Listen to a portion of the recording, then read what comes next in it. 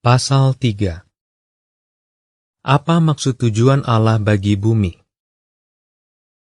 Apa maksud tujuan Allah bagi umat manusia? Tuduhan apa yang dilontarkan kepada Allah? Seperti apakah kehidupan di bumi kelak?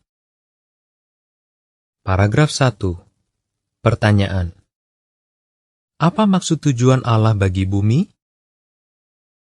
Maksud tujuan Allah bagi bumi benar-benar menakjubkan. Yehuwa ingin agar bumi dipenuhi dengan orang-orang yang berbahagia dan sehat. Alkitab mengatakan bahwa Allah membuat sebuah taman di Eden, dan bahwa Ia menumbuhkan segala pohon yang menarik untuk dilihat dan baik untuk dimakan. Setelah Allah menciptakan pria dan wanita pertama, Adam dan Hawa, Ia menempatkan mereka di taman yang indah itu, dan menyuruh mereka, beranak cuculah dan bertambah banyak, dan penuhilah bumi, dan taklukkanlah itu. Kejadian 1 ayat 28, dan 2 ayat 8, 9, dan 15. Jadi, maksud tujuan Allah ialah agar manusia mempunyai anak-anak, memperluas taman atau firdaus yang mereka tinggali hingga meliputi seluruh bumi, dan memelihara binatang-binatang. Paragraf 2. Pertanyaan A. Bagaimana kita tahu bahwa maksud tujuan Allah bagi bumi akan terwujud? Pertanyaan B. Menurut Alkitab, orang-orang seperti apa yang akan hidup selama-lamanya? Menurut Anda, apakah maksud tujuan Allah Yehuwa agar orang-orang hidup di suatu firdaus di bumi akan benar-benar terwujud? Aku telah mengatakannya, kata Allah. Aku juga akan melakukannya.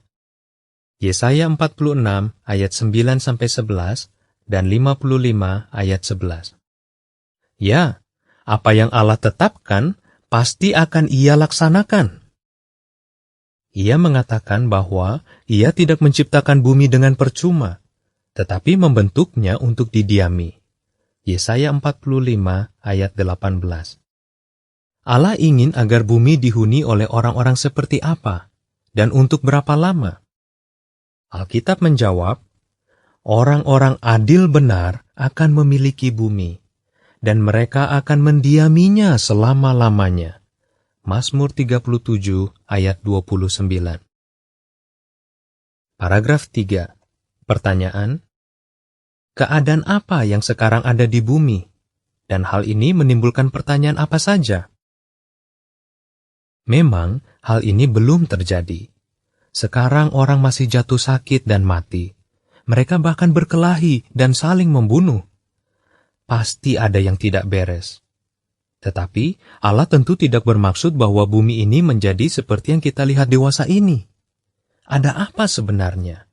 Mengapa maksud tujuan Allah belum terwujud? Jawabannya tidak mungkin diperoleh dari buku sejarah manapun yang ditulis manusia. Karena masalahnya dimulai di surga. Munculnya musuh. Paragraf 4 dan 5. Pertanyaan A. Siapa yang sebenarnya berbicara kepada Hawa melalui seekor ular? Pertanyaan B. Bagaimana orang yang tadinya baik dan jujur bisa menjadi maling? Buku pertama dalam Alkitab memberitahu kita tentang suatu makhluk yang menentang Allah, yang muncul di Taman Eden. Ia digambarkan sebagai ular, tetapi ia bukan seekor binatang. Buku terakhir dalam Alkitab memberitahu kita siapa dia. Ia adalah suatu pribadi yang disebut iblis dan setan, yang sedang menyesatkan seluruh bumi yang berpenduduk. Ia juga disebut ular yang semula. Penyingkapan 12 ayat 9. Makhluk roh yang tidak kelihatan atau malaikat yang kuat ini menggunakan seekor ular untuk berbicara kepada Hawa. Persis seperti orang yang pintar membuat suaranya seolah-olah terdengar dari mulut boneka yang ada di sebelahnya. Pribadi roh itu tentu hadir ketika Allah menyiapkan bumi untuk manusia. Tetapi, karena semua ciptaan Yehuwa itu sempurna, siapa yang membuat si iblis atau setan ini? Singkatnya, salah satu dari putra-putra rohani Allah yang kuat berubah menjadi si iblis. Bagaimana mungkin? Ya, dewasa ini, orang yang tadinya baik dan jujur bisa saja menjadi maling. Bagaimana? Ia mungkin membiarkan keinginan yang salah bertumbuh dalam hatinya. Jika ia terus memikirkannya, keinginan yang salah itu bisa menjadi sangat kuat. Lalu, begitu ada kesempatan, ia akan melakukan keinginan buruk yang telah ia pikirkan itu. Paragraf 6. Pertanyaan. Bagaimana seorang putra rohani Allah yang kuat menjadi setan si iblis? Itulah yang terjadi pada setan si iblis. Rupanya, ia mendengar Allah menyuruh Adam dan Hawa agar mempunyai anak dan memenuhi bumi dengan keturunan mereka. Semua manusia ini seharusnya menyembah aku dan bukan Allah. Pasti begitulah pikir setan. Jadi, keinginan yang salah tumbuh dalam hatinya. Akhirnya, ia bertindak, menipu Hawa dengan mengatakan hal-hal yang tidak benar tentang Allah. Dengan begitu, ia menjadi iblis, yang berarti pemfitnah. Ia juga menjadi setan, yang berarti penentang. Paragraf 7. Pertanyaan A. Mengapa Adam dan Hawa mati? Pertanyaan B. Mengapa semua keturunan Adam menjadi tua dan mati? Dengan menggunakan dusta dan tipu daya, setan si iblis membuat Adam dan Hawa tidak menaati Allah. Akibatnya, mereka akhirnya mati, tepat seperti yang telah Allah peringatkan. Karena Adam menjadi tidak sempurna ketika ia berbuat dosa, semua keturunannya mewarisi dosa darinya. Keadaannya dapat digambarkan seperti sebuah loyang kue. Jika loyang itu penyok, bagaimana jadinya kue-kue yang dipanggang di dalamnya? Semua kue tentu ikut penyok atau cacat. Demikian pula, semua orang mewarisi cacat berupa ketidaksempurnaan dari Adam. Itulah sebabnya semua orang menjadi tua dan mati. Paragraf 8 dan 9. Pertanyaan A. Tuduhan apa yang tampaknya setan lontarkan? Pertanyaan B. Mengapa Allah tidak segera membinasakan para pemberontak itu? Pada waktu setan menggiring Adam dan Hawa untuk berdosa terhadap Allah, ia sebenarnya sedang memimpin pemberontakan. Ia menentang cara Yehuwa memerintah. Setan seakan-akan mengatakan, Allah bukan penguasa yang baik. Dia telah berdusta dan menahan hal-hal yang baik dari rakyatnya. Manusia tidak perlu diatur oleh Allah. Mereka dapat menentukan sendiri apa yang baik dan buruk, dan keadaan mereka akan lebih baik jika aku yang memerintah. Bagaimana Allah menangani tuduhan dan hinaan itu? Ada yang merasa bahwa Allah seharusnya membunuh saja semua pemberontak itu. Tetapi, apakah hal itu akan menjawab tuduhan setan? Apakah hal itu akan membuktikan bahwa cara Allah memerintah adalah benar? Karena Yehuwa memiliki rasa keadilan yang sempurna, ia tidak langsung membunuh para pemberontak itu. Ia memutuskan untuk membiarkan waktu berlalu agar tuduhan setan dapat terjawab secara memuaskan dan si iblis terbukti sebagai pendusta. Maka, Allah menetapkan untuk mengizinkan manusia mengatur diri sendiri di bawah pengaruh setan selama suatu waktu. Alasan Yehuwa melakukan hal itu dan membiarkan waktu berlalu begitu lama sebelum menyelesaikan masalah itu akan dibahas di pasal 11. Tetapi sekarang, ada baiknya kita memikirkan hal ini. Sepatutnyakah Adam dan Hawa mempercayai setan yang tidak pernah berbuat baik kepada mereka? Sepantasnyakah mereka menganggap Yehuwa itu pendusta yang jahat, padahal ia telah memberi mereka segala sesuatu? Seandainya Anda di tempat Adam atau Hawa, apa yang akan Anda lakukan? Paragraf 10. Pertanyaan. Bagaimana Anda dapat mendukung pihak Yehuwa untuk menjawab tuduhan setan? Ada baiknya kita memikirkan pertanyaan-pertanyaan itu, karena kita masing-masing menghadapi masalah yang serupa dewasa ini. Ya, Anda mempunyai kesempatan mendukung pihak Yehua untuk menjawab tuduhan setan. Anda dapat mengakui Yehua sebagai penguasa dan ikut memperlihatkan bahwa setan adalah pendusta. Sayangnya, di antara miliaran orang di dunia ini, hanya sedikit yang memilih untuk berbuat demikian. Hal itu menimbulkan pertanyaan yang penting. Apakah Alkitab benar-benar mengajarkan bahwa setan adalah penguasa dunia ini? Siapakah penguasa dunia ini? Paragraf 11 dan 12. Pertanyaan A. Apa yang menyingkapkan bahwa setan adalah penguasa dunia ini? Pertanyaan B. Apalagi yang membuktikan bahwa setan adalah penguasa dunia ini? Yesus tidak pernah meragukan bahwa setan adalah penguasa dunia ini. Dengan suatu cara yang ajaib, setan pernah memperlihatkan kepada Yesus semua kerajaan dunia serta kemuliaannya. Setelah itu, setan berjanji kepada Yesus, "Aku akan memberikan kepadamu semua ini, jika engkau sujud dan melakukan suatu tindakan penyembahan kepadaku." Matius 4, ayat 8 dan 9. Coba pikir, mungkinkah setan menawarkan kerajaan-kerajaan itu kepada Yesus seandainya ia bukan penguasanya? Yesus tidak menyangkal bahwa semua pemerintahan dunia adalah milik setan.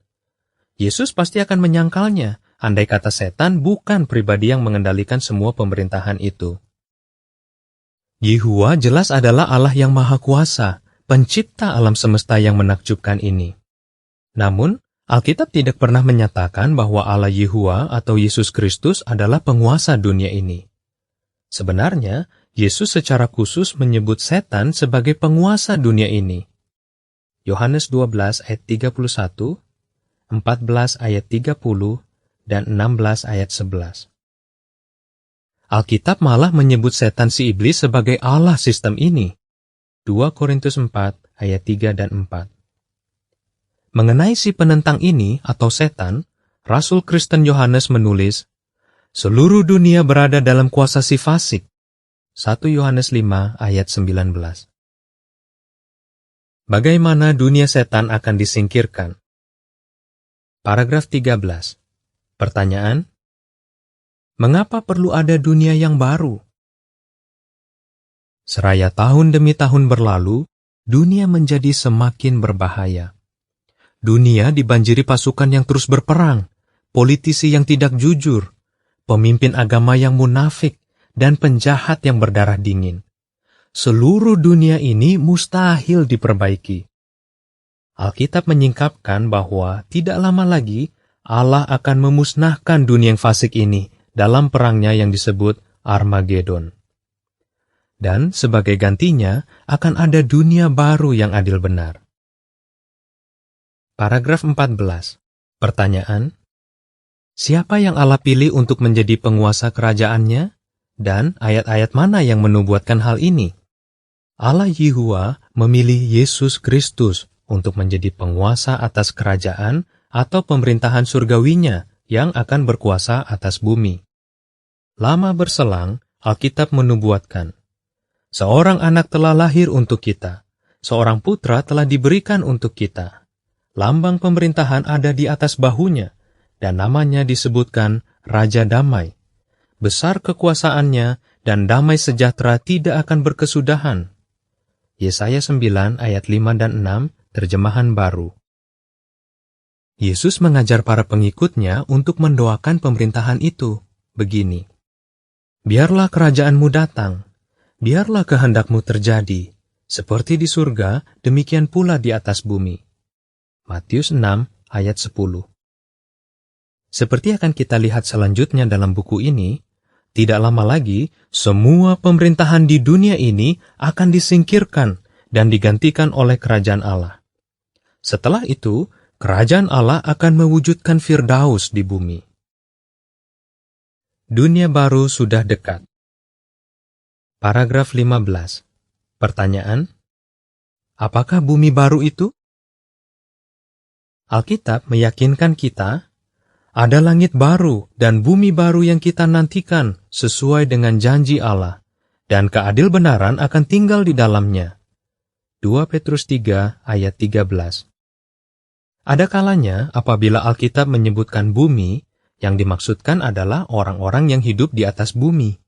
Jadi, bumi baru yang adil benar adalah masyarakat manusia yang diperkenan Allah. Paragraf 16.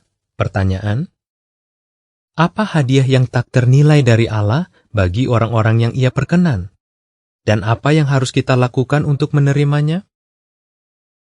Yesus berjanji bahwa di dunia baru yang akan datang, orang-orang yang diperkenan Allah akan menerima hadiah berupa kehidupan abadi. Silakan buka Alkitab Anda di Yohanes 3 ayat 16 dan Yohanes 17 ayat 3. Dan bacalah apa yang menurut Yesus harus kita lakukan untuk menerima kehidupan abadi. Sekarang, sambil membaca ayat-ayat Alkitab berikut ini, pikirkan berkat-berkat yang akan dinikmati oleh orang-orang yang memenuhi syarat untuk mendapat hadiah yang menakjubkan itu dari Allah, dalam Firdaus di bumi yang akan datang. Paragraf 17 dan 18. Pertanyaan: bagaimana kita dapat yakin bahwa akan ada perdamaian dan keamanan di seluruh bumi? Kefasikan, peperangan, kejahatan, dan kekerasan akan lenyap. Orang fasik tidak akan ada lagi, tetapi orang-orang yang lembut hati akan memiliki bumi. Mazmur 37 ayat 10 dan 11. Akan ada perdamaian, karena Allah menghentikan peperangan sampai ke ujung bumi. Pada waktu itu, orang adil benar akan bertunas, dan damai berlimpah sampai bulan tidak ada lagi. Artinya, sampai selama-lamanya. Para penyembah Yehuwa akan hidup dengan aman. Pada zaman Alkitab, sewaktu orang Israel menaati Allah, mereka hidup dengan aman.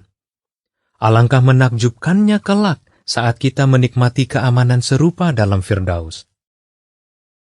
Paragraf 19. Pertanyaan: dari mana kita tahu bahwa akan ada berlimpah makanan dalam dunia baru Allah? Tidak akan ada kekurangan makanan. Akan ada banyak biji-bijian di bumi. Demikian nyanyian sang pemazmur. Di puncak pegunungan akan ada kelimpahan. Mazmur 72 ayat 16. Allah Yehuwa akan memberkati umatnya yang adil benar, dan bumi pasti akan memberikan hasilnya. Mazmur 67 ayat 6. Paragraf 20. Pertanyaan: mengapa kita dapat yakin bahwa seluruh bumi akan menjadi Firdaus? Seluruh bumi akan menjadi Firdaus. Akan ada rumah-rumah dan taman-taman yang baru dan indah di atas tanah yang pernah dirusak oleh manusia berdosa. Seraya waktu berlalu, tanah yang digarap akan semakin luas, sampai seluruh bola bumi menjadi seindah dan sesubur Taman Eden. Dan Allah akan terus membuka tangannya dan memuaskan keinginan segala makhluk hidup. Paragraf 21. Pertanyaan: apa yang menunjukkan bahwa manusia dan binatang akan hidup dengan damai? Manusia dan binatang akan hidup dengan damai. Binatang buas dan binatang piaraan akan makan bersama-sama. Bahkan, anak kecil tidak akan takut kepada binatang-binatang yang sekarang berbahaya. Paragraf 22. Pertanyaan: apa yang akan terjadi dengan penyakit? Penyakit akan lenyap. Sebagai penguasa kerajaan surgawi Allah, Yesus akan melakukan penyembuhan dalam skala yang jauh lebih besar daripada ketika Ia berada di bumi. Pada waktu itu, tidak ada penghuni yang akan mengatakan, "Aku sakit." Yesaya 33 ayat 24. Paragraf 23. Pertanyaan: mengapa kebangkitan akan membuat hati kita bersuka cita? Orang-orang tercinta yang telah meninggal akan dihidupkan kembali dengan harapan tidak akan pernah mati lagi. Semua orang yang tidur dalam kematian yang diingat Allah akan dibangkitkan. Sesungguhnya akan ada kebangkitan untuk orang-orang yang adil benar maupun yang tidak adil benar. Kisah 24 ayat 15. Paragraf 24.